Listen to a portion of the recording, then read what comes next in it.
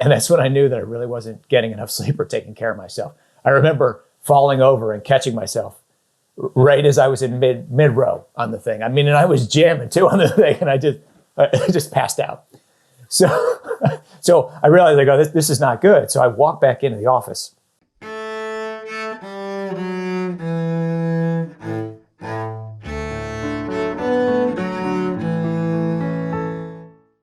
Hi, I'm Joe Templin, author of the Amazon Kindle #1 new release, Everyday Excellence and Human Swiss Army Knife.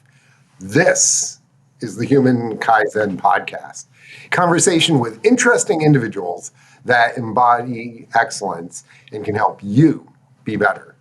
My guest today, Captain Leonard Lyon, retired after 27 years with the United States Navy, 3 times in a command role, including Commander Task Force 68, where he had 1,200 plus people in 50 countries. After retiring, he served as the COO of Top Guard Security, a 1,000-person private security firm. He's currently the CEO of LLS, a consulting firm that works with small businesses, making sure that they can survive and ultimately thrive. He also sits on the board of Break the Triangle, a not-for-profit that is focused on material and non-material solutions to prevent mass shootings, and on the Youth Volunteer Corp of Hampton Road. He is a 1992 graduate of Rensselaer Polytechnic Institute in physics. Yes, he kept it pure like I did. Lenny, my friend, what are you reading or learning now? So reading and learning for me, lifelong journey. I think my reading was better when I was younger, when I felt that I needed to build my knowledge to have enough to speak to people. And now I spend quite a bit of time just seeking out people to talk to and trying to learn that way. I still read books from time to time, but not quite as much as I used to, because I find that now that I have some of the skills that I need, I can really just start recognizing those in different people. And then I get stuff from them. And I think I've gotten hopefully old and mature enough to actually start listening, a skill that I didn't possess when I was younger. And so now a lot of my learning comes from one-on-one interaction with people out there in the real world. And recently, tremendous amount with nonprofits. I'm really just dedicating a huge portion of my life to just meet people that are doing nonprofits, see what drives them, because it's just such a different industry than the for-profit. So let's take a little bit look at your journey so that people can understand how you end up in the not-for-profit space. So start your journey, okay? Go back to how you ended up at RPI and how you ended up in the Navy. Great. So RPI was the best place that I could get into. And back then in the old days, there wasn't an internet, there wasn't anywhere to look things up. So I had a book. My mom met somebody that knew another guy that went to RPI and said, "Hey, this is a great school. You should apply there." So it was RPI or Ohio State. So needless to say, I got into Ohio State, no problem. RPI was a bit of a stretch, but I got in there. And so I think the best part was they didn't care if you could speak, write, or understand English. And so that was always my weak suit. So as long as you did well on your math SATs, you were in, right? So, I mean, we both know that. So that kind of drew me there. As I got there, I think like a lot of us at RPI, we were pretty smart guys, gals, because you couldn't get in there unless you were at a sort of certain level of intelligence. And then I got there and everything changed because I was one of the dumbest guys there. I mean, the level of intelligence around me and the way that people processed information, I couldn't keep up. So I became the homework cheerleader and the organizer of events. And hey, let's all get together and do this, and we could study. And people are going, sure, yeah. And I'm waking people up and going, you got to go to class. Come on, let's go. Yeah. And they're like, oh, Lenny, I drank too much last night. I'm like, well, hey, it's okay. Homework is this percentage of the grade, so let's get you in there, and that'll help your grade. So I went from thinking I was good, really top guy in high school and all that stuff, big fish, little pond, to get to RPI and just realizing, I barely got through there. I had a B average, but that was only because of the people that I associated with. And I got to see very quickly that my superpower was not this incredibly intelligent guy that could be the Thomas Edison with, the genius with 1,000 helpers. I realized I needed to be the person to connect the genius with the real world. And that started my journey. That became my superpower. How do I take the complex, make it simple, and so I can hand it off to somebody else? So that prepared me incredibly. Go ahead. So let's talk about the next step then. So you got commissioned in 1992 as an ensign, and So I get into the Navy, and right away it was tough. They sent me across the country to San Diego. I had to start learning there, and I think I was burned out. Right? I mean, we just get so tired of learning, and you just want to get out there into the real world. But that was my introduction to lower level guys and gals, necessarily in the enlisted rank, that certainly didn't know as much, quote unquote, of book learning and stuff like that, and maybe didn't quite understand some of the more advanced topics that I did. But boy, they understood common sense, and they understood life, and how the theory of what I had learned translated to reality. And I used to hear all the time, "Sir, that's a great idea, but that's not going to work." And it wasn't that negative that you get in a company. It was, "We've done that several times. It didn't work. We tried to fix the process. It didn't work." So it was a genuine deck plate level, as we like to call it, or that person on the shop floor that could just look at you and say, "That's not going to work." So I started to pivot from, "Hey, let me connect people here," to how do I learn to ask questions? Who are the people that I need to learn, and how do I ask those questions to see if they're telling the truth, if they're trying to get out of something, or they go, "Yeah, this really is not something that's not going to work." So I just started working on that in the Navy. I just talked to as many people as I could. I asked them for their advice. I had a lot of people that just, had given up on the Navy because they hadn't been led. They hadn't been managed at all. And so I would just honestly look at them and say, "Hey, Chief, I need your help." And they'd look at me, because that hadn't been said to them in years. It was, "You did this wrong. You did this wrong. You're not doing this." And I just said, "Hey, and one sort of like, "You're never going to get this chief to help you." I just went to him and I said, "Hey, I need your help. Like, I don't know how to do this. I need you to teach and train me." Because it's not that I'm dumb, but I have no idea. And you could see, like, in his head, like, 3 years, nobody's asked me. They just told me that I'm this piece of crap. And this kid's coming up, and he almost said no. He's like, "Well, okay." Kind of in shock. And I realized there that everybody has that, right? As you mentioned in our call the other day, everybody has that pearl. Everybody has something that they can contribute. And so I started to value that and look for it. And that's what I spent my entire life doing in the Navy, was I just tried to go out and find the guys and gals that had the answers, walk around, get to the idea, and then just relentlessly implement the idea that everybody had agreed was good. so you got commissioned in 92, and your plan was to do the Navy. You earned your MBA along the way, and then you were planning on getting out. And things changed. Well, the world changes, right? So I had this, again, great thought as I went back to, you look at my life, right? In high school, I thought I was great. Then, you get out and you start to understand your job and you think you're great. So I'm rolling along and I'm doing my MBA, and it was just fantastic. Just clicked for me. Just loved it. A lot of theory into real knowledge. I talked to all of the people in my classes were in the real world, and we'd argue back and forth. The Navy's totally different than the real world, right? And they look at me and go, "You can just tell people what to do." I'm like, "No, you can't. You can tell them how to storm the hill, or to take this flank when you're actually in combat. But when it's time for the TPS reports, you have to still manage and lead people to get there." And then I would say, "Well, you just fire people." I'm like, "Are you insane? I can't just fire somebody. Like, I have to have cause. I have to have documentation." And so we would go through this process where by the end we go, "Wow, this is the same thing." So I started to think, man, I'm good at this management leadership stuff. I'm going to get out and make millions. So I go to a headhunter that looks for retired military people that are transitioning. They're in New York City. I wanted to go there and work. And my wife, girlfriend at the time, was living there, and I'm like, "This is perfect." And so set up my interview, had my resume ready to go, and my interview was on September 11th. And it's just like, hello? And there's nobody there, right, on the other end of the line, because that person was a reservist. They got activated, they're gone. Next day, message came out, and I was an EOD officer, explosive ordnance disposal, the bomb squad, Navy diver.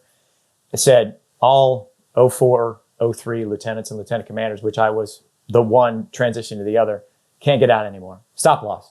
So I was like, "Oh, I guess I'll stay in." And not that it was bad, right? I mean, it was two good choices. It was pizza with mushrooms, or it was pizza with pepperoni. Either one is good. It's just, I had kind of picked to go one way, and life sent me back the other way. So I ended up staying 27 years. So After they said, all right, you're not getting out, Lenny, tell me about your evolution there, like some of the experiences that you had and what you've taken from that that's benefiting you today or that you've been able to share with others. So the biggest one, and I used this on a call this morning with one of the CEOs that I help. I set up their level 10 meeting, if you're familiar with EOS, but I also do some coaching with him. And he made this realization that he needed to delegate more, right? We needed to get small tasks off his plate. And I remember vividly the day that I learned that. And that was, I left that job where I'd been told that I was staying in the Navy, went on to a carrier battle group staff and worked for just a great dude there. But during that job, I became the force protection officer, which meant every ship that pulled into every single port. Remember, this is just after 9/11. So, the whole world's attacking us, right? We were convinced at every turn there was going to be a terrorist and somebody's going to blow something up, right? So the thought of pulling ships into port in the Mediterranean obviously was very concerning. So I'm running all of this force protection stuff where you're talking about what stations are you going to have? How are you going to protect the ship? Where's it going to pull in? What are the different anti-terrorism measures you're going to use? And I had to break that all the way up to the admiral, every single one of them. And it was just killing me. I was standing in the mid-watch, which is midnight to 6 in the morning, and I was getting about 3 hours of sleep a night. And it kind of hit a peak after the first 3 months of deployment where I fell asleep on the rowing machine. And that's when I knew that I really wasn't getting enough sleep or taking care of myself. I remember falling over and catching myself right as I was in mid-row on the thing. I mean, and I was jamming too on the thing, and I just passed out.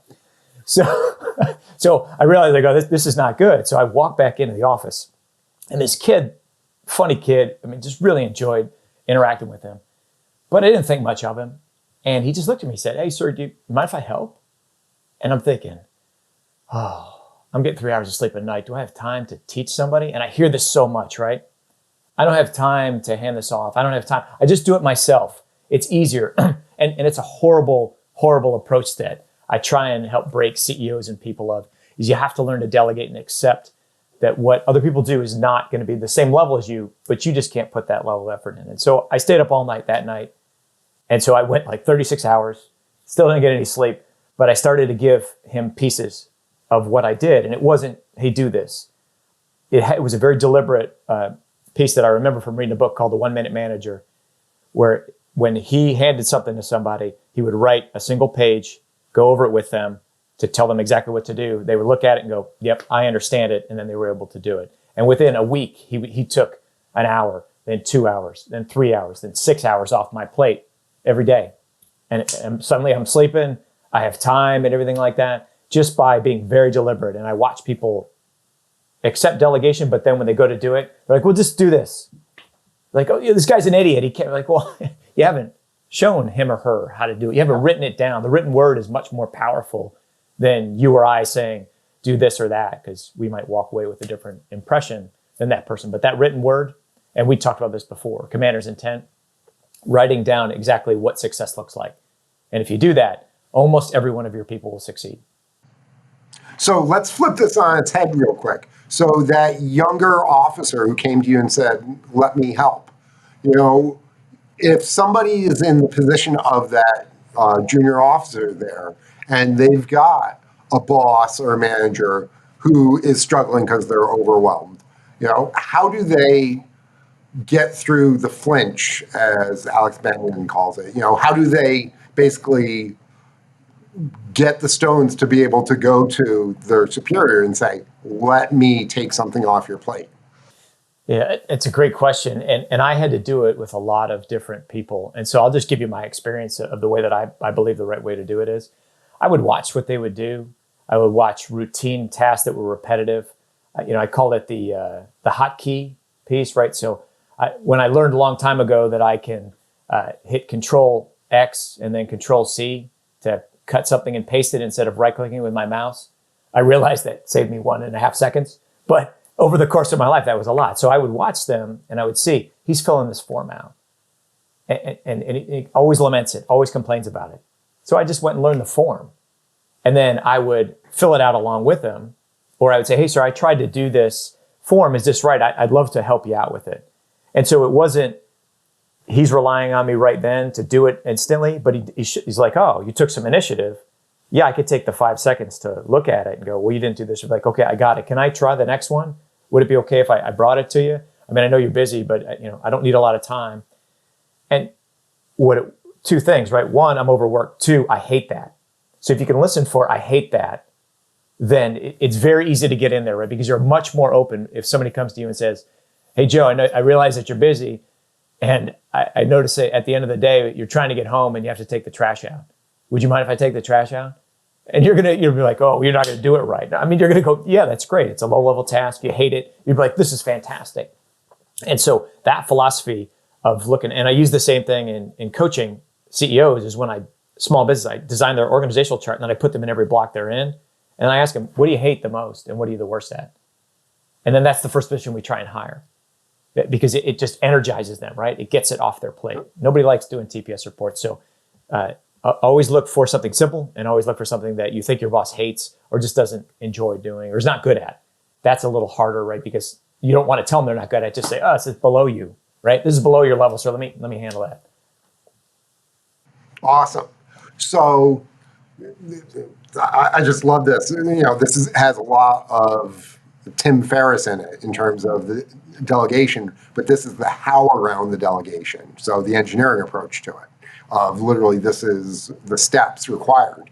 And if you had an organization where you had multiple people doing this and essentially pulling things off of the plate of the person above them, that then frees up the time to be able to allow more strategic thinking or development of those people who have pulled that stuff off of your plate.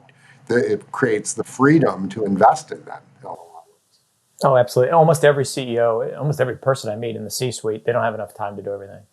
And so if you can get them out of that, then they start working on the big things, the rocks, right? Instead of filling, what do they say, the container, filling in the sand. Yeah, there's always room for beer, right? Even the beer, like the one exactly. Yeah, but you must have read one of my books. Yeah, but getting them to work on the big rocks, it's continuing to pull out the sand, the things, and getting them out of there is really how you're going to make your boss much more successful, and ultimately you'll make yourself more successful by doing that. And it's one of those pieces. You just have to be a servant. You go in there and you say, this is the person I'm working for. I don't have to like them. I don't have to necessarily agree with them, but right now they're in this position. They're not asking me to do anything immoral, illegal, unethical. Just maybe they're not the most inspiring person, or maybe they are and you're lucky. But their success is the success of the company, and it's taking it away from you and going, well, that's not good for me. And I don't it doesn't matter. Just go and fix it, and you'll become known as the person that fixes things, and then you'll become invaluable. And when they're going to lay people off, you're like, I'm not worried, because I do a lot here. And if not, there's other people in other companies that we help that would have already asked me, and it'll happen very quickly. Like, man, that guy's great. He's just, and it's stupid stuff. Like I had a boss, God rest his soul, he committed suicide, a great dude, but he was just a bear of a man in everything that he did. He was just intimidating.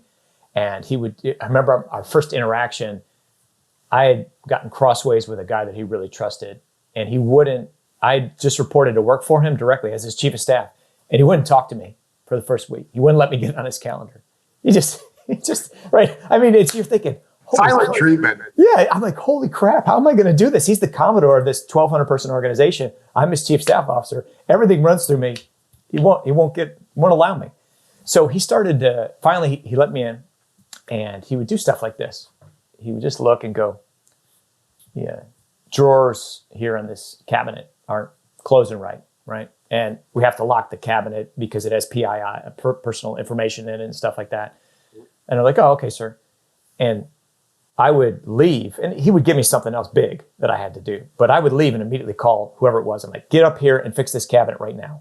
And they're like, what's it, sir? I'm like, I don't care. Get up here and fix this damn cabinet. And I said, I'll help you if I need to. I got tools in my car. They're like, okay, sir, I'll run right up. I'm like, okay, good. So before I even walk back in to talk about the big meaty thing, there's a knock on his door, like, sir, I'm here to fix your cabinet. And he's like, oh, you're listening. You're taking the little things that annoy me seriously. And very quickly we became very close, because he saw that was something important to him. It seemed petty. It seemed small, right? Or, hey, the pennant that's flying out front that his Commodore's pen. It is tattered, been up there forever. It's unprofessional. So, I mean, next time I walk back in the office, he's looking out the window because he was a bit of a Napoleon complex guy. He'd stand there and, I'd stare with his thing. And right as we're talking, the new pennant's going up. And I could almost see the smile, but he wouldn't smile to me, right? But I could see it from the back of his head, but he smiled. So it's just like, hey, I'm here to serve this guy. And and ultimately that helps the Navy, the organization. So nothing's too small, nothing's too petty. He's not telling me to go clean his things. Yeah.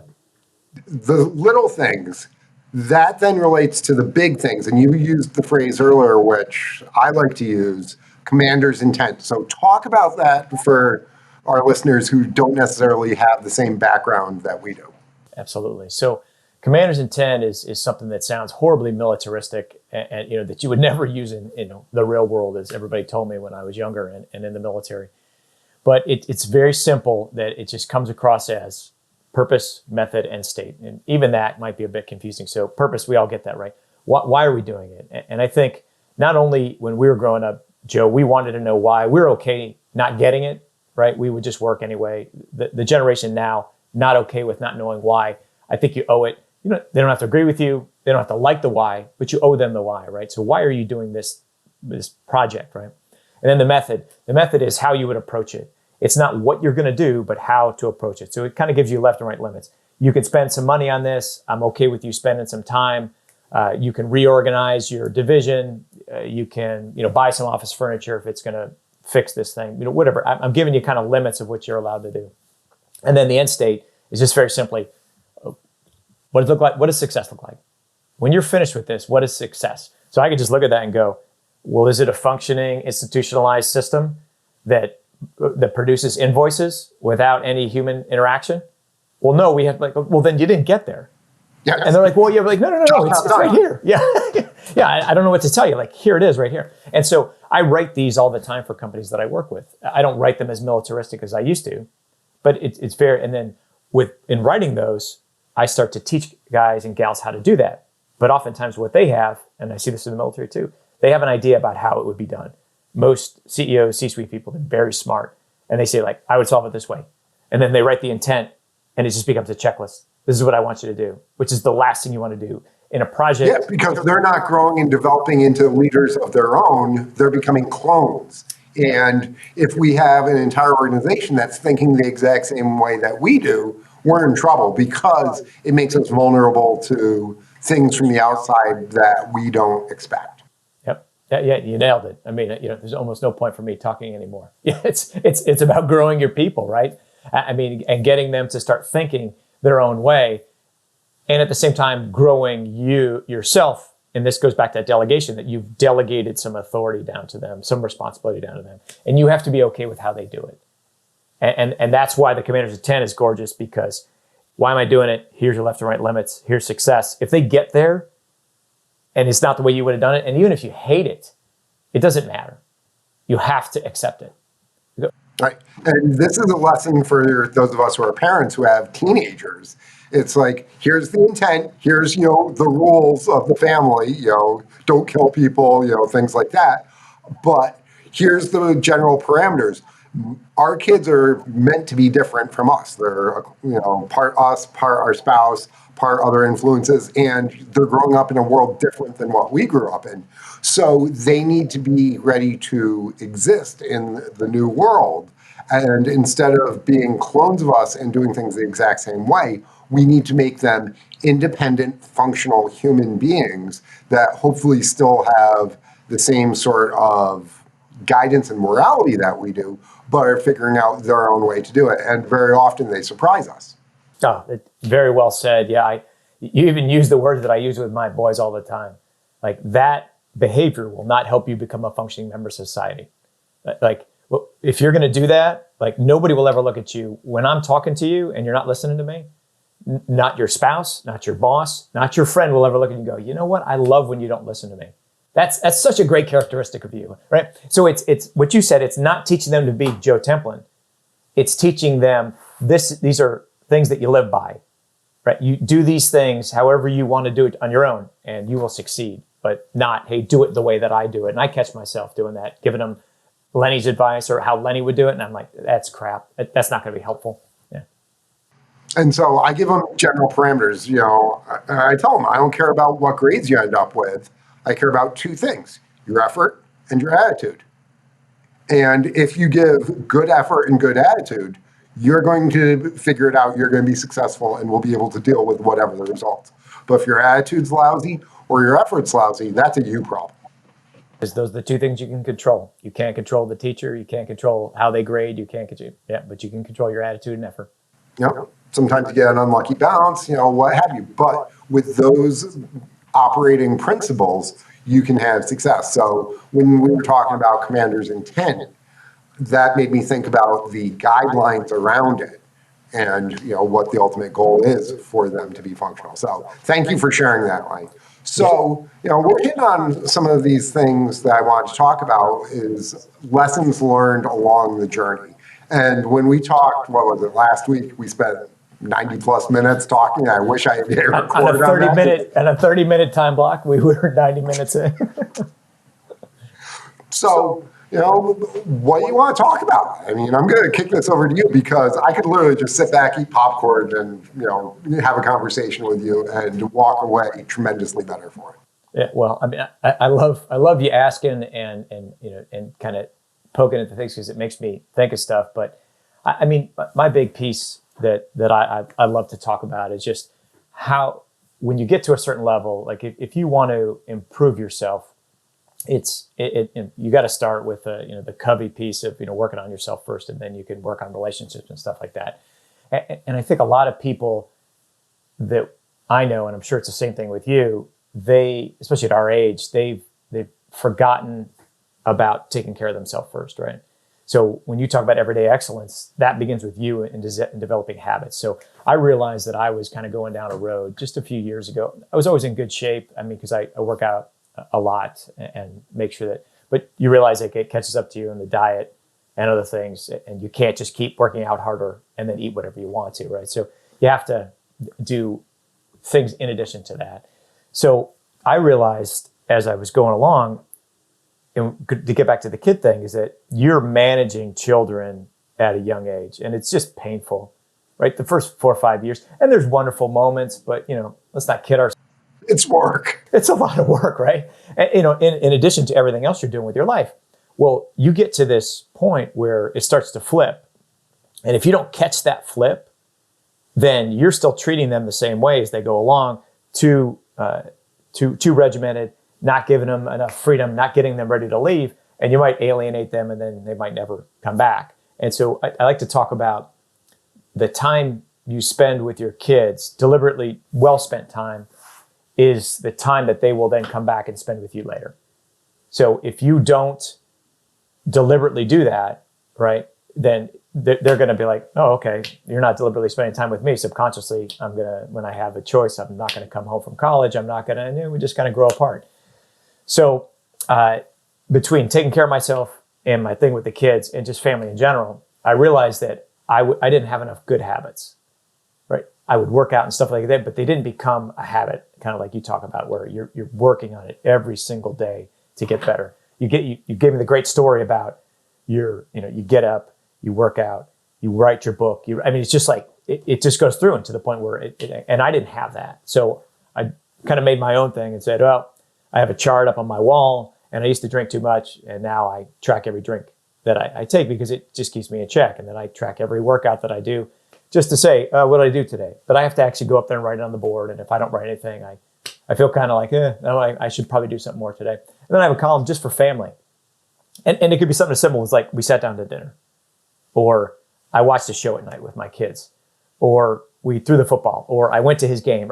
But I want to see something in that left-hand column. It's the far left-hand column because there's God is the number one thing. And I make sure that I read my daily devotional and I go to church every Sunday. But then the next one is family, right? Not self there, right? Self is going to take care of it. But I get in the family piece, and then the self begins after that. And you take care of yourself so that you can take care of your family. Because if you're, laid up with a bad back or you have a heart attack, you're not going to be able to be there for the kids when they need you. Yeah. And the deliberate part is so important because I've told so many people, like, you will never spend enough time with your children. No matter what you try and do, you'll over and over again, you'll be like, well, I did this and that. If you ask anybody, they still say, I should spend more time with my kids. Right? So make a standard, a minimum standard. People hate to hear that, but I've been using that my entire career. Like, what's the minimum standard? Like, I don't want to do the minimum. Like, I didn't ask you to do the minimum. I asked you what the minimum standard is, so you know when you've met it and you can exceed it. And the goal is always to exceed it. But if you don't know what it is and you put it so far up here, like, well, I want to have dinner with my kids every single night. And I want to spend an hour every day with them, talking. And then I also want to, spend 4 hours each weekend. It'd be like, you're never going to get there. And then you're going to hate yourself. Right? Yeah. It's like, oh, I'm never going to eat any more pizza and I'm never going to I'm going to have 500 calories a day. Like, you're not. That's not a sustainable habit. That's a terrible idea. And with sustainability, that comes back to goals versus the minimum standard, or as I call them, thresholds. And this applies in work, business, health, what have you. We've got the goal, we want to be able to do X amount of production, sell so many books, or do so much revenue, or what have you. But we also have the minimum standard of, okay, we need to do this to be able to run the organization. So I would love to be able to go on out and train for 3 hours every single day. And occasionally I get to do that. But if the minimum acceptable is I'm going to get that 20-minute run in the morning and do my 100 punches, and I do that every single day. I mean, according to my Fitbit, this is great, it's training it. I'm now at 119 days in a row of doing at least 16,000 steps every single day. And a couple of weeks ago, I was like, oh, I'm at 15,500. I'm going to go to bed. No, I'm not. I'm not breaking that streak. So the saying of no goose eggs, knowing what that minimum standard is and never falling below it, even if it's something relatively small, you still know that you did. You still put the check in that column for God and family and physical health and all the different components that you were talking about. And some days you're like Superman, which is awesome. Those are the great days that the kids talk about decades later.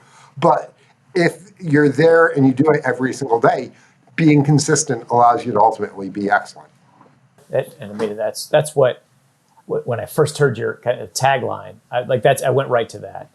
It was, putting in the time every day to what I call a minimum standard, what you call a threshold. It's so critical. And it's getting yourself out of the mindset of the optimal or the ideal, because the optimal or the ideal, you can't reach every day.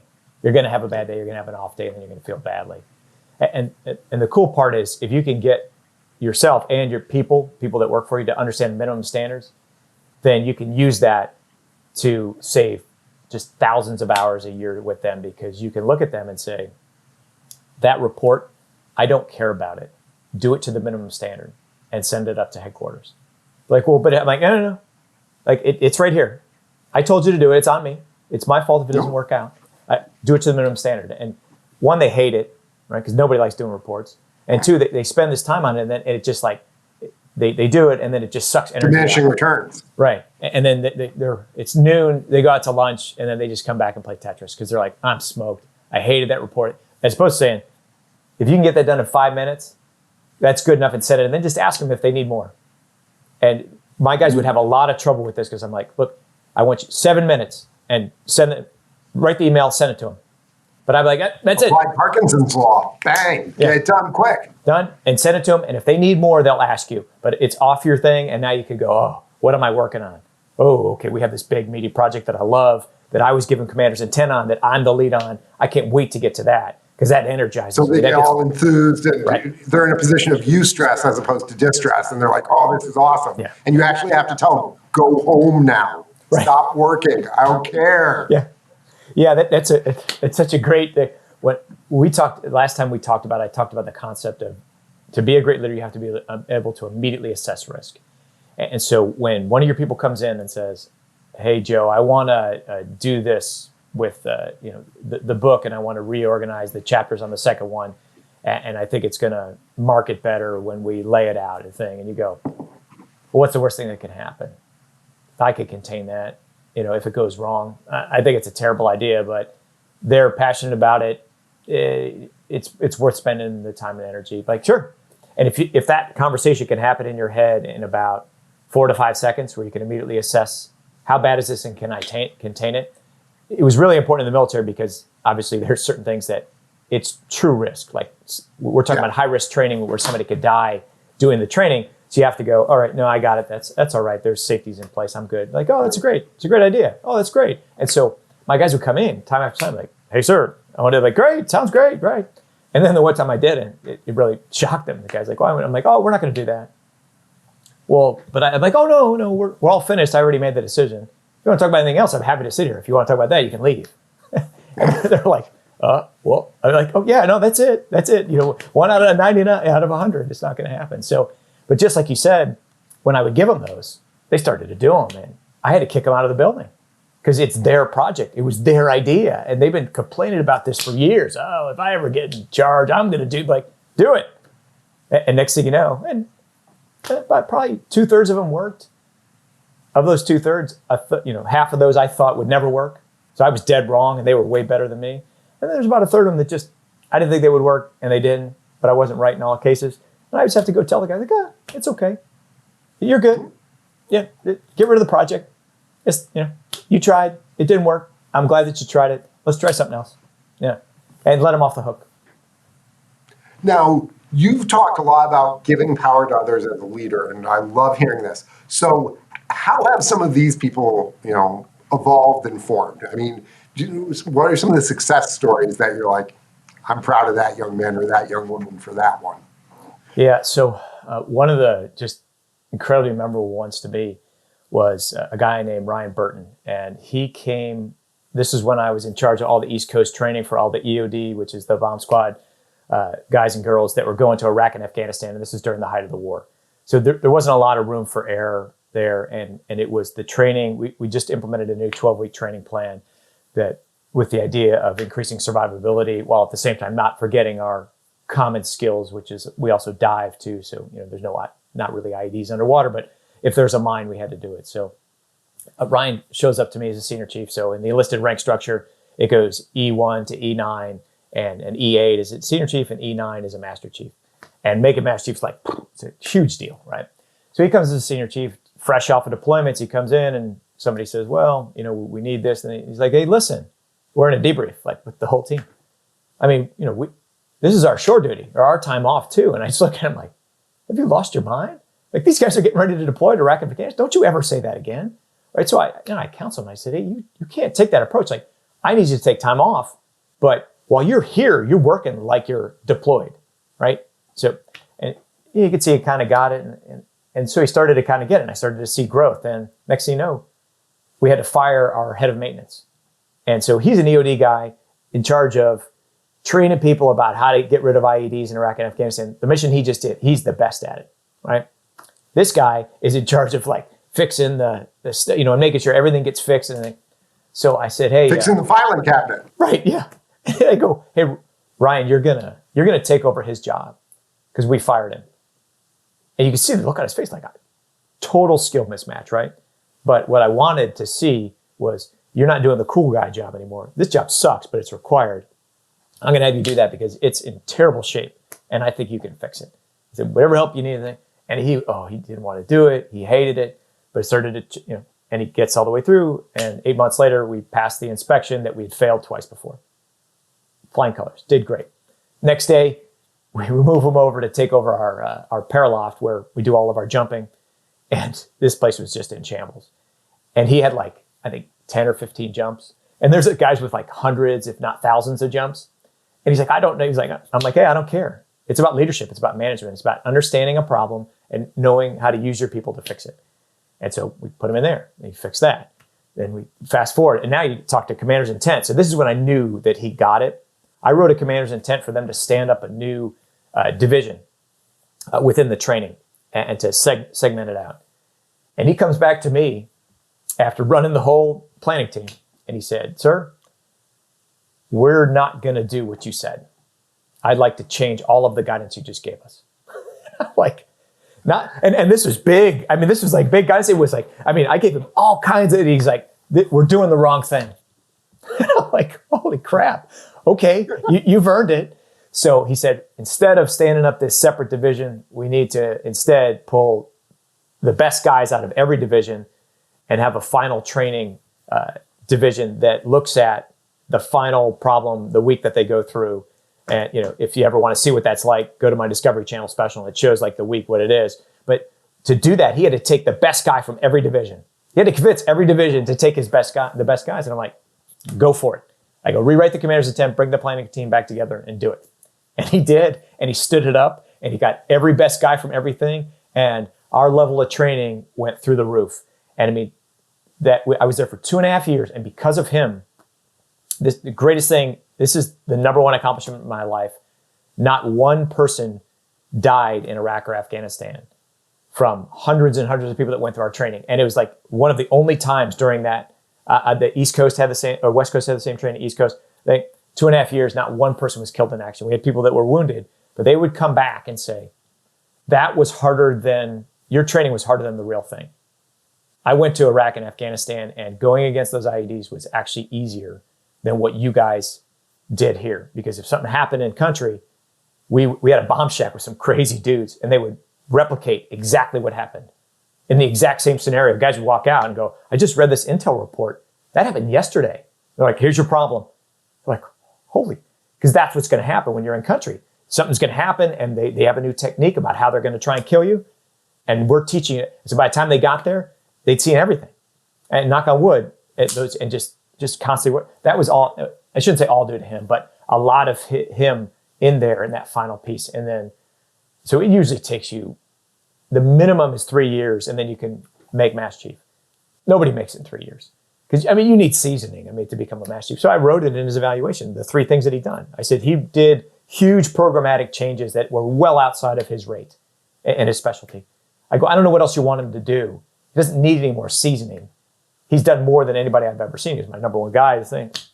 And he made Mass Chief on the first try. And like, that's unheard of, like, for somebody to do that from a guy that was like, hey, I'm here to be on shore duty. And to the guy that, and he went on to be a command Mass Chief. And I mean, just one of the most well-respected guys in our community.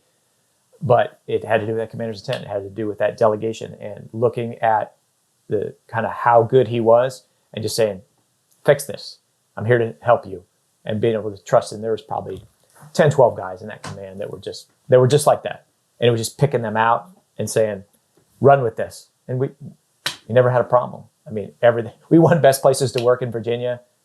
We won the Alfred P. Sloan Award. Like, we won civilian awards while as a military organization, which is unheard of, right? And we won like 2 of them in 1 year, and no one had ever done that before. And it's like, because of those guys, like, guys are filling out the surveys. Like, I love working here. I'm motivated and driven by it. I come to work every day energized. Like, these are 92% of our guys are writing that. Like, that never happens in the military on shore duty, because you're like, I just want to spend time with my family. Work's a big pain in the ass, right? Like, I just deployed, I came back, I need time off.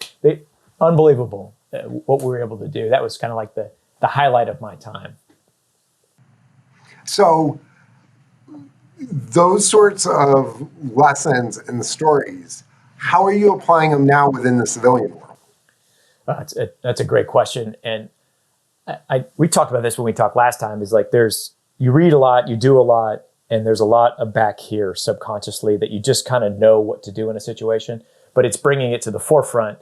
So not only can you use it, but then you can give the checklist like we did before, right? Like, these are the things you should do if you want to take things off your boss's plate. So it's great for me and you to be smart and know how to approach a situation. Like, you and I can probably solve a problem. It's not hard. Like, just give me any problem. Like, I don't, but to take that and move it to the front of the brain, and then to be able to put it down on paper and then teach it is really what you want, because you don't grow your people if you don't give them some kind of system on that. So I take these things that I do, the commander's intent, the delegation, and I kind of have the steps where I go, I'm watching the CEO take on too much. And then I would talk to them at an unemotional time and say, what's your ideal? How would you like it to be? Would you like to just come in, you do the sales, because you're the closer, you're the best one at selling your service, and then overseeing the execution of the service? And they're like, yeah, that'd be ideal. And they go, we just come to you with problems and say, here's my recommendation, here's what I intend to do. Right? In the military, I have a term called unless otherwise directed. I intend to do this unless otherwise directed. And you just go, yeah, that's right. Or you reassign resources. Like, yeah. And so when I've given that ideal to them, and then now it's time where the rubber meets the road, and you go, are you still involved in that? Like, well, why do you still have that person? So you're still trying to help them, but they're not the right fit. They're like, well, oh, here's your values, right? Do they fit? No, right? So it's taking these things that you have and getting them down on paper. I'm a big proponent of the written word, right? So whether it's a vision, mission, values that I can go back to and say, you're not living up to these, or whether it's a commander's intent where you could say, they met their commander's intent and yet you're not giving them enough, or they didn't do anything close to this. Do you think you have the right person, doing this? Like, can they handle these things? So that's kind of my big piece is, how do I take what I have here, put it up here, and then give it to people? And so I'm struggling with that a little bit.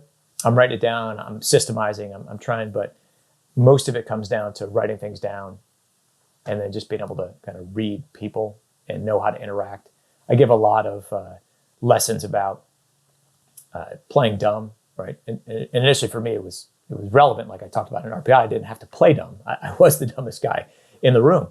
But when you set standards for people, you say, I always tell CEOs or people, you do the same thing. You say, when can you get it done? And I'm sure you use the same technique. Like, you let people set their own deadlines if they can. And then when they can't, or, they set the deadline, they're like, oh, and I even give them more time. I haven't done it tomorrow. Like, you got more important things than that. And what's a reasonable deadline? No problems. End of the week. Okay, great. And then they don't do it on the end of the week and they don't tell you. And you mention to them like, hey, just make sure you let me know if you can't get it done. And then it's not done, and then they're coming up with excuses. And I'm just like, I don't understand. Like, well, I had to be like, I told you to let me know if you weren't going to get it done. So I'm sure you sent me an email. So, and then I make it horribly uncomfortable because then I'm like, no, let me, I'm sure you sent the email. Let me find it. And they're like, and they know the entire time. And then every now and again, you get the bold, brash ones, right? Well, I shot you a note and, the email system and, the IT guy's a jerk and, never, I'm like, oh, you know what? That's the fourth time I've heard that and I'm going to get that motherfucker fired. You stay right here. And then they're like, oh God, I didn't think you would take it to that level. And like, I'm calling like, and the IT guy knows because he's in on the thing and I text him like, John, you listen to me. He sent this fucking email and you didn't get it to me. Are you kidding me? I've told you that. And they're like, oh God. Oh, and they're like, oh, sir, I just, maybe it might be in my outbox. I'm like, oh, okay. Well, why don't you go back and check and then or let's just meet later. You can give me a new deadline. And then that's it. That never happens again. Like the playing dumb into the overreaction, because I never react like that. I only do it when it's a bit of a show to kind of let people know they know on some level. But it's like, I'm not letting you off the hook. Your word is meaningful. All right, you say it, and if you can't do it by then, just tell me. It's okay. We can do it till later, or you can say, I'm working on these 4 things. Like, that's important. Those 3 aren't. I don't care if you do those. And then the good ones start to get it. They're like, hey, sir, I'm working on these 3 things. I think this is the most important. I'm not going to get these other 2 done. I'm like, perfect. Or the ones that aren't as good, I used to walk around in the command. This was an interesting one. As I sent an email off, right? And you got to understand your power as the CEO or the commanding officer in this case. And I asked for some information. And then I'm walking around, and the Master Chief of my command walks up to me and says, sir, what do you got these guys working on? I'm like, what do you mean? I just asked a question. Like, this question? Like, no, that wasn't what I asked. I just asked for this piece of information. Like, well, they got 10 dudes putting this stuff together, pulling files. And I was like, oh, crap. He's like, sir, you just wasted like 100 hours of my guy's time. I'm like, I got it, Master Chief. I understand. So then I realized, like, oh, crap, I can't do that. So then I would just walk around to my direct reports and do this all the time, if you can. And I'd sit down in their office and go, what are you working on? Well, I'm working on this. I'm like, and you can't see, but I would take my hand and like put it on the floor. I'm like, that's down here. What else? Like, that's down here too. What else? I'm like, that's the most important thing that you're working on. I'm like, how can I help you with that? Do you need resources? Do you need? Well, I'm like, no. That's the most important thing. You got it? Like, yeah. I said, okay, good. Then they tell me, I'm like, I don't care about that. Or I would just ask. So that comes down to teaching them resource management, really, of, where do you place your attention, your people, the monetary, all the different components. What's important and what's not. Yeah. Again, and it sounds like a broken record, but that comes back to you writing down your priorities. And probably the greatest, he might be the greatest guy I've ever worked for in my career. His name's Chris Grady. He's a 4-star admiral. He's the chairman of the Joint Chiefs of Staff right now, vice chairman, Joint Chiefs of Staff. And every single day when we had a meeting, he would finish the meeting like this. My number 1 priority is this for today. My number 2 priority for today is this. And my number 3 priority is this. Any questions on that? And he would look at the person who had lead in the room. And these meetings were maybe 15 to 20 minutes long. And it was very clear and everybody heard it. Yeah. And so everybody understood how to rearrange their calendar and their schedule. And the resource management was done because he knew for certain people that he could do it. But for the majority of people, you get into that, right? The quadrant 1, quadrant 2, right? And then they start falling into doing quadrant 1 when it's not really that important, or falling into quadrant 3 and 4 and doing stuff. And that goes back to that threshold or minimum standard. There is some stuff that's not important, but you got to do it. And so can you do the minimum and pulling people up to that priority piece? And so teaching them about the resource management, and also you can't get everything done, and that's okay. It's all right. But as long as you know these ones aren't important. Yeah, get the important stuff. The other stuff can bounce. Lenny, that's awesome. That's great insight right there. Thank you for that. So, anything else you want to talk about here today? I'm loving this. Let's see. What did I have some other story that I told you last week that I was going to talk about? I can't even remember. Yeah, you get to this point and you start doing these. You come up with stuff, and it's always interesting. It's like relevant to the topic. One of the things that I will talk about that. So I have a system that I designed during my MBA of how to give people feedback, and it's very familiar. It's not like it's groundbreaking or anything like that, but I used it for 25 years in the military, and it's basically it's sort of a mini SWOT, right, that you do, and so because people struggle with giving people feedback, right. I'm just going to write down a note for myself here about something else I want to talk about. So I would bring people in my office and do the same thing. I'd say, hey, I have a piece of paper here. Why don't you tell me about your strengths, tell me about your weaknesses, and tell me about your goals? Well, which one first? Like, whatever you want. So they would kind of start and go around, and probably 99.5% of the time, and I've used it since, for 25 years now, people were able to identify the painful things that you wanted to talk to them about. They would say them. I'm not good at this, or I didn't do this. If you let them do it, and I would call it it's like back in the fraternity, right? Like, you can make fun of your fraternity brother, but I can't, right? And so as long as they were making fun of it, that, or saying this, I did this wrong myself, there was never an emotional reaction to it.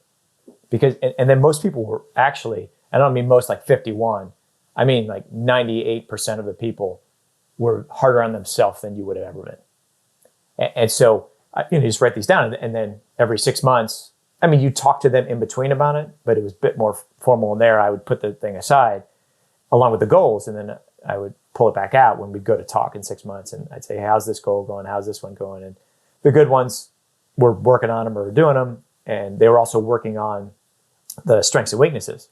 And it was interesting because I would watch, what I would tell everybody was this, it's kind of it's an odd piece, but if you think about it, everybody knows it. So you put down a strength, I'm aggressive, I get things done, right? And the weakness is I rub people the wrong way. Well, it's the same. Related. It's the same thing, right? It's just, it's two sides of the coin, right? It's your personality trait, and it's how it manifests itself to society. On one time, sometimes they like the aggressiveness, but other times, like if it's a person that's not aggressive or they feel threatened by you, then you're rubbing them the wrong way. So what the advice that a traditional counseling or kind of you would talk to them about would say, hey, you need to stop being, so aggressive and, pushing with this guy and thing. Like, that's terrible advice. Don't ever stop being yourself. You could say, why don't you put something in place to help mitigate your weakness, right? You're never going to change it, and I don't want you to work on it. But do something like, just stop before you yell at this guy. Like, this guy's weak. He's a weak sauce, right? It's not like, Janet down here, she's a bulldog. Like, you could go toe-to-toe with her, and she'll freaking kill you. But, you go down to Bob, and he's going to crumple, right? And so he's going to hate you. And that's not helpful because we need him for stuff. And people go, okay, I get it. And I said, I don't think you're going to walk out of here and you're like, oh, I'm fixed. Like, no, you're not. I go, it took me 10 years to stop yelling at people. Like, it was because I used to do it, and then you wake up one day and go, this is not helpful or effective, right? And so I just worked on it every day to stop it. Still aggressive, still help people accountable. But the yelling and this other kind of part to it wasn't there. And so I started working on my strengths and weaknesses, right? And then the next one was, man, I love to talk. Boy, you could just sit me here and never say anything, and I would just talk. You'd go offline, and I'd still be here talking, right? So I actually went to, and I don't know if you noticed this, but I'll do this. it was a physical block to tell myself to stop talking. And I needed to tell myself to stop talking before I could actually listen. And so when I first started to do it, I remember my lips would be moving behind it, but I wouldn't make any sound. And then eventually I would stop moving my lips. And then eventually I could clear my mind and actually listen to you. But in between there, it took like, Lenny, stop it. You know what the problem is. Like, let them talk. If you forget what you're going to say, that's okay. Let them talk themselves out. Let them be heard. And you know, some cases it's not appropriate, but in most cases you need to let people think. So it's, you figure out what that weakness is. And I wasn't going to stop completely, you know, jumping to the conclusion or doing the thing when I know what to be right. But I would remind myself, like, I need to listen to this person. You don't need to listen to everybody, but right. And I like almost block myself physically. But you also put together a plan, a way of working on that weakness. So it's not just like, oh, this is the way I am. It's never going to change. It's, okay, here's the little thing, the small step that I can take to make it not quite so bad. And then the next step and the next step. Same thing with, you know, I've got a strength. How can I further accentuate it or tap into that? And so these little changes, you know, Lenny as a captain versus Lenny as an ensign was probably very different, but it was an evolution. It was not a fundamental change. Right. And it was simply improving a strength or mitigating a weakness. It wasn't ever working on a weakness. It was putting something in place to mitigate it. It was never, I need to get better at this. It's like, I don't know if you read the book, one of my favorites is First Break All the Rules. Where it talks about all the managers and you know, like the best housekeeper in the world shouldn't necessarily be the manager of housekeepers. It just means that they are a master housekeeper because they just see things differently. And that's the mistake that we make. We try and take people and put them into something that maybe they're not qualified for. The great salesperson becomes the sales leader, and it rarely works. Or the example from baseball that I use for the Red Sox fans out there, you know, Ted Williams was one of the greatest hitters of all time, but he was an absolutely lousy manager because, you know, other hitters were not Ted Williams. Yeah, I watched that with my son's cross country coach. He is an awesome dude, and I think he won state, you know, at the same high school and everything like that. But when it comes to coaching, he's like, "Come on, run faster!" Yeah, and so you go, I love you to death, man, but you got to give him a little something. If it was that easy. Yeah. Just try harder. Like, you have to realize, like, you're amazing. Like, you're one of the best guys around. You ran Division I, you know, college. Like, of course you're amazing. So yeah, you get a lot of people that fall into that. It reminds me of another great thing that I love using with people, which is I call it the average man paradigm. And it's, if I can do it, then anybody can. And this is very prevalent with people that have gotten the humility and they're on this end of the bell curve, right? They're way out there. They're fantastic at there, but they still think, I'm just a regular guy, regular gal. Anybody could do this. Like, it's a terrible, terrible way to approach things because there's the rest of the bell curve, right? And just because you have somebody here doesn't mean you don't need them because they can't live up to your standard, which is, you know, Six Sigma. You're that good at it. So you have to look back and go, you know, where am I in my progression? Well, I'm a CEO that's been here for, you know, I've worked in this industry for 30 years. Okay, great. This person's been, you know, in another industry and they came here and they've been here a year. You can't have that same level of expectations of them. The things that come naturally and easily, the subconscious stuff to you, you can't just assume it. You have to spend the time teaching and training them. It's not about not setting a bar. You still have to set a bar for them, but it gets back to that. It's a relevant bar. It's compared to your cohort, not compared to people who have been here for 30, 40 years, compared to other first-year agents or third-year people in this field, not the best of the best. Absolutely. And the organization needs people, you know, all the way up and down the bell curve. And that's okay. But you have to recognize that and then hold them to that standard. And I've done that with people too, where I go, you're just not that good at this, but you're really good at this. If you're okay staying here and other people are going to move above you, but you're going to stay here on the organizational chart. Like, if you're all right with that and just doing this, then you got a place here. But if you start bucking and going, you're not cut out for that. If you want to learn it, you can, I can help, but it becomes a diminishing return, right? It's just not clicking, then I'm not going to spend the time and energy on it anymore. And right. I mean, we've got lots of friends who went to engineering school with us who will never put on a tie because they don't want to people, as they say. They don't want to deal with any of that. They just want to solve those particular problems and do it their way. And organizations need that. And, can you mentor the younger engineers and teach them to think like you do and bring them along that curve? But, we don't want you to do sales. We don't want you to do leadership. We don't want you to, learn finance or anything like that. That's your specialty. That's what you love to do. Keep doing it. Yeah. Yeah. It's okay to be pigeonholed. Like, we struggle with this in the Navy all the time, that you have the guy or gal that's great at repairing engines, but in the Navy, it's up or out. And it's so unfortunate. It's like you can't be the best engine repairer and just stay there your whole career. You have to keep moving. And I understand trying to grow people and leaders and everything, but not everybody's meant to do that. And we get rid of a lot of people or put them in a situation where they just don't succeed because they're just not, that's not their thing. They like working on engines. They like doing the maintenance, and there's a place for that. Yeah, and one of the places for that actually is charities, because one of the things we talk about is sharing the 3 T's. Yes, we like people who give us their treasure. Write us a big check, because that's how most charities operate. But give us your time and your talent. I mean, I'm going and dressing up like a giant duck for Autism Society, okay? Because, all right, yeah, I was the mascot at RPI, but, it's something I can do. I don't have to learn about anything beyond. I can just go be the goofy guy then and interact with kids and add value in that way. Other people can write big checks. Other people can help program the website or do things like that. Give what you have to service in other places. So if you're great in terms of like engine service, there are organizations out there that need it. There's organizations that need every single skill set that we have. So, hopefully this is a good segue into what you wanted to talk about in terms of the charity work that you're focused on. Yeah, I appreciate that. Yeah, so we just got our official articles of incorporation stamped today on the new. Yeah, so now I'm on for, the next 9 steps of the checklist, but at least I have my board together. So charity, it's called Go Charity, and interestingly enough, the concept was created in this very room when I was just sitting with my 2 boys talking about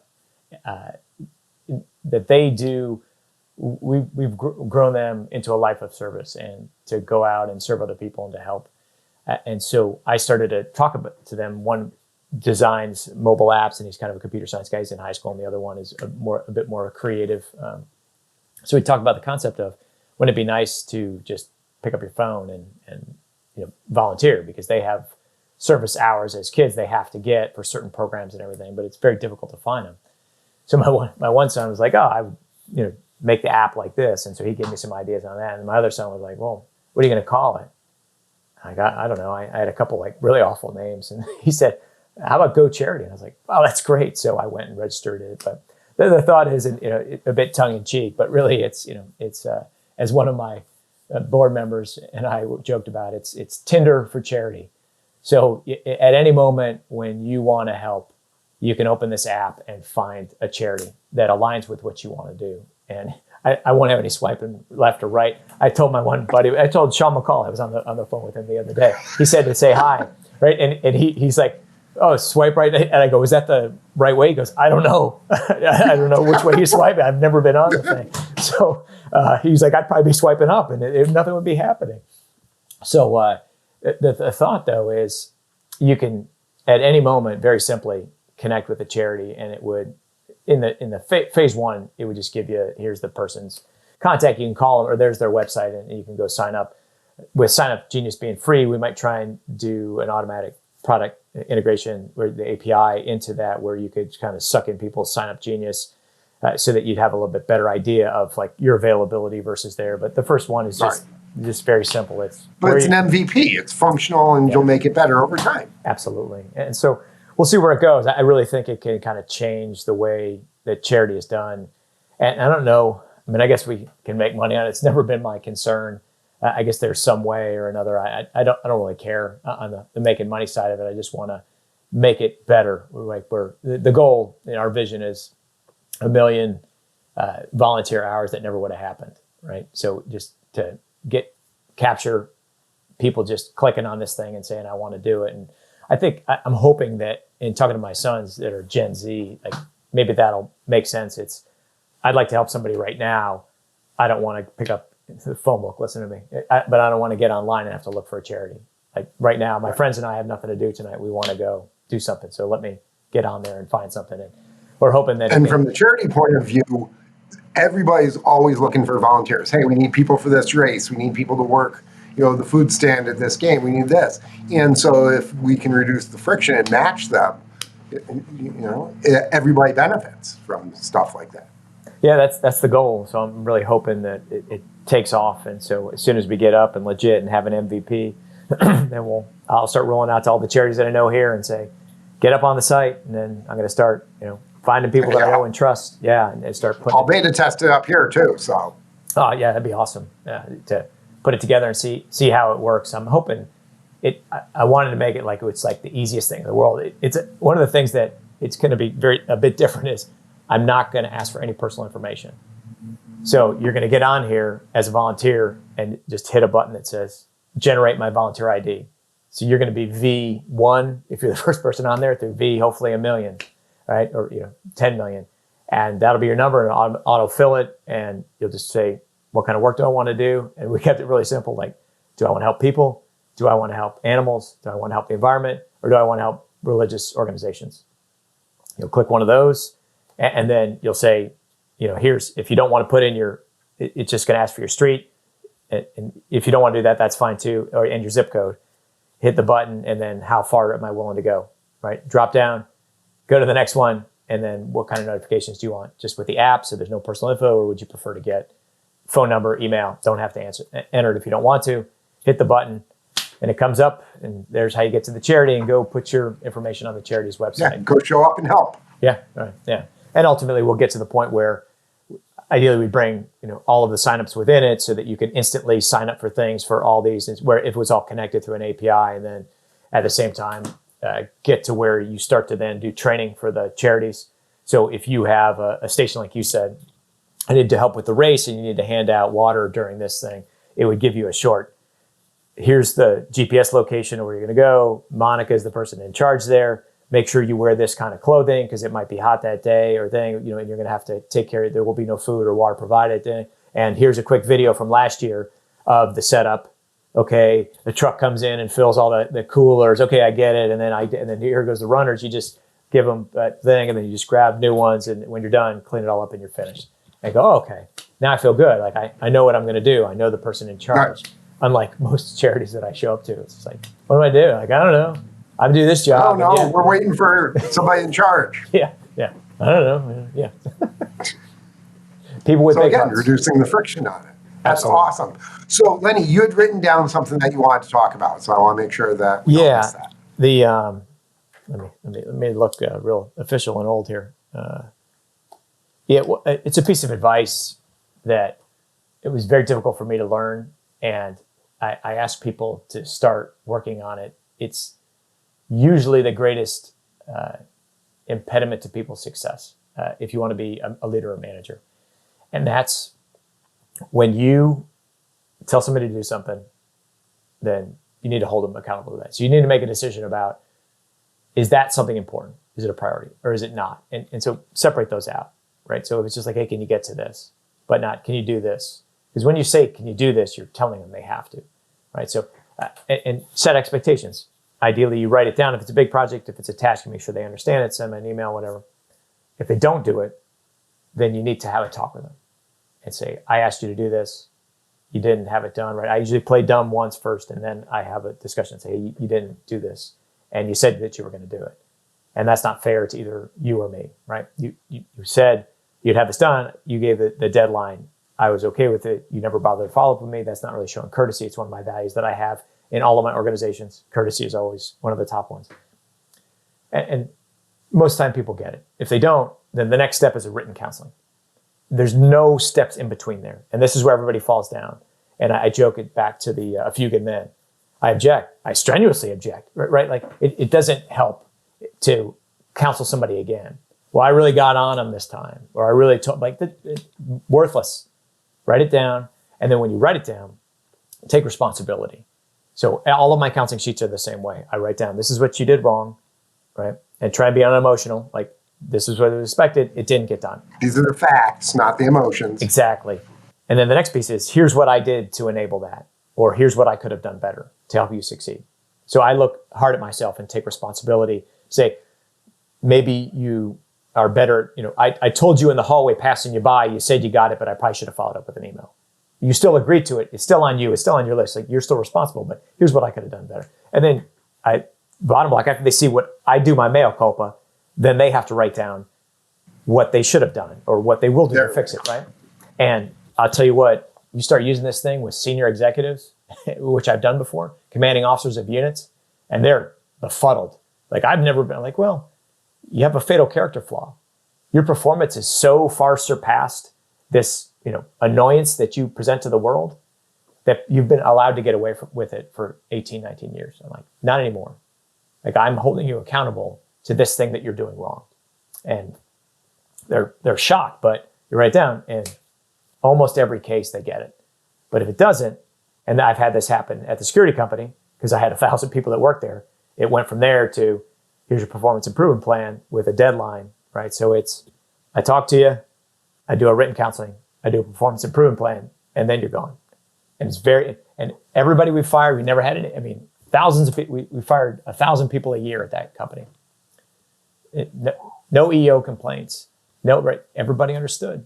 It was very deliberate with HR about, we went through it. You didn't do this. It wasn't emotional. Some people got emotional, and they threatened this and that. It's like, all right, knock yourself out.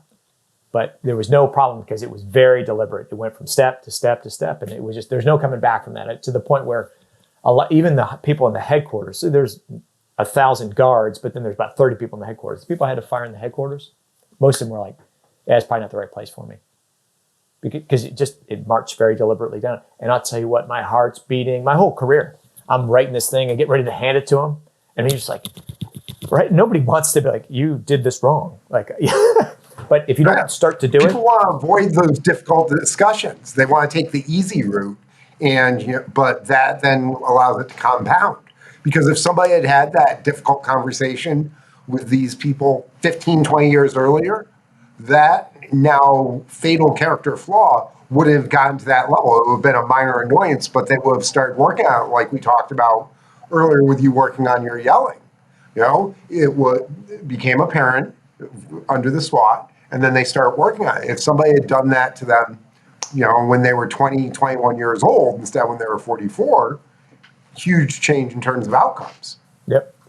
Nailed it. That's exactly it. It's about moving their learning to an earlier age. And you talked about that before too, right? About taking your people, helping them grow. This is a huge way. And that's why I wanted to kind of bring it up at the end. It's the biggest piece of growth you can teach your people as they go to move from an individual to a manager or a leader. And I remember I had to do this. A good friend of mine too. And the other guy, also a good friend of mine. Like, I've known these guys forever. They grew up together in the Navy. One had gone on to become an officer, and the other guy was still enlisted and then became a warrant officer, but he was still above him. So this guy didn't submit the training reports or whatever it was. It wasn't supposed to happen. Behavior's a little bit off, right? So he comes up, the guy above him, and I'll call him Ted, and the other guy John, right? So John's not doing his job. Ted comes up to talk to me, not their real names, and says, hey, sir, John is not doing this thing. And this was the first time I said, okay, well, talk to him and make sure you lay it out very clearly. And here's some techniques to write it down. And he goes, okay. A month or so later, he comes in and says, man, he's pissing me off. I had to really get in his ass today. And he just did this and that. It's just, I think we need to give him a counseling or have the Commodore counsel him. I said, I'm not going to have the Commodore counsel one of your people. I said, here's how it's going to work. You talk to him, right? He said, yeah. I said, okay, so you laid it out? Go, okay, good. Well, then here's your choice. I'm talking to you now that you need to do this. So you can go down there and write him a counseling and do it, or you can come back up here and then I'll put a written counseling on you for not doing it. And he was like, well, I go, your choice, whatever you like, because I knew he wouldn't do it otherwise. Like, he was struggling, right? So, and he went down there and their whole relationship changed. Like, it was just night and day. From that point forward, he's like, oh my God, you're holding me accountable. Yeah, I am. And it's like, whoa, that written word, back to it again. It's amazing when you see the facts of something you did wrong in front of you, it very rarely does anybody get like upset or. And it's not being done because you're a jerk. It's being done out of tough love. Yeah. You want to see them become what they have the potential to become. And so this is part of it. And champions want to be coached hard. People that want to get better want to be guided. They want that accountability. People who don't care don't grow. Yeah, I mean, it's something I remember talking to one of the seniors on the track team, and the coach was riding my ass. And I was doing hurdles at the time or whatever, and I hit one of the hurdles with my knee, and I wasn't bringing up the thing. And I looked at him, I said, "Hey, Jeff, I mean, he's killing me. Like, I'm only a freshman." And he said, "Hey, Lenny, it means that he cares. It means that you have potential." He's like, he doesn't coach guys like that have no potential. He just lets them go off and do their thing. And I was like, oh, yeah, I guess that does make sense. Yeah, I go, he doesn't spend energy coaching people that suck or that don't have any potential to do anything. I was like, oh, okay, different way to look at it. My pastor used to say all the time, I used to love that thing, because I can deal with anger, I can deal with joy, I can't deal with apathy, right? You just have to care, yeah, one way or another.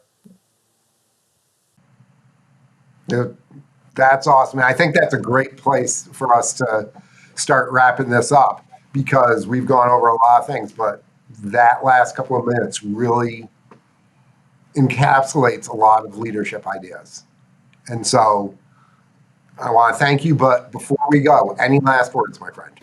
No, I appreciate you having me on here and letting me come as I am. You know, I like to after 27 years of wearing a uniform, I really enjoy wearing t-shirts and golf shirts to work every day. You know, I dress up when I have to, but yeah, no, it was great catching up with you. We haven't talked in ages and ages, and it's always interesting to see how people, you know, have grown but haven't changed.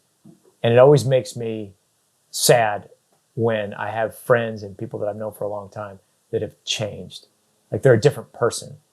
Not that they've grown, but they're a different person. And I've had some people very close, especially in the military, just things happen, and you look at them and you go, something happened.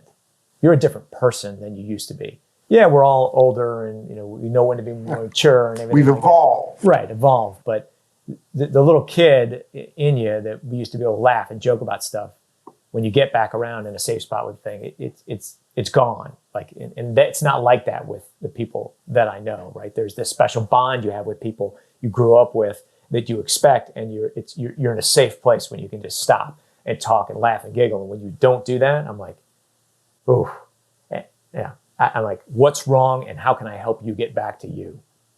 Yeah. So and that's the bit, like, we're laughing and giggling like we were back in college and doing a thing. And it's just, I love when I see somebody that has not changed who they are as a person, but it's just grown into something amazing. That, you know, I told some of my friends, I'm like, hey, I talked to this guy that I went to college with, and I'm maybe, you know, we're down here in Virginia, and I've been used to being, you know, pretty decent at stuff and everything like that. But then, you know, when I talk to people that were successful and I went to in college, it's a different place to grow up and to do it. And like, the level of just the threshold for all of us is like so much higher than it is for other people. And it's like, oh, I went out and run 5 miles. Like, oh, cool. I did an ultra marathon. Like, oh shit, that's right. Yeah. Yeah, like, oh, look how impressive I am. Like, oh, I'm not. Yeah. And, you know, I'm sure we both do different stuff, but you forget like the level of excellence that's required in that awful, awful place that we went through, right? Like, that doesn't care about you, right? And it's a great institution. But what's the balance, right? Between this place is a life removal machine that will make, if you succeed, you're going to succeed at anything you do. But yep. They don't care about you, and they'll crush you, right? And so it's like, what's that balance? Boot camp, as my dad called it. Yeah. It's and you love it, but then you hate it, and it's it's interesting to watch the people that have made it through it. And just, yeah, I don't know what it is. It's they have a different look to them than your average person. Like, you've persevered through so much, and just getting through that 4 or 5 year experience. It's, yeah. How do you not only survive but thrive out of that piece? Because they don't care if you do or not. And I don't know that I've ever been anywhere else like that, where they really don't care if you succeed or not. It's 100% on you. Like, nothing is on my list. It's all on your list to graduate. And if you don't, I don't care. No. Yeah. But there's a reason why a lot of us are doing what we do coming on out of there, because, they gave us the standard and we had to rise to that standard. And it is a mindset that you took into the military, you're taking it into your consulting career now. I took it into building the businesses, we've taken it into the various sports. It is a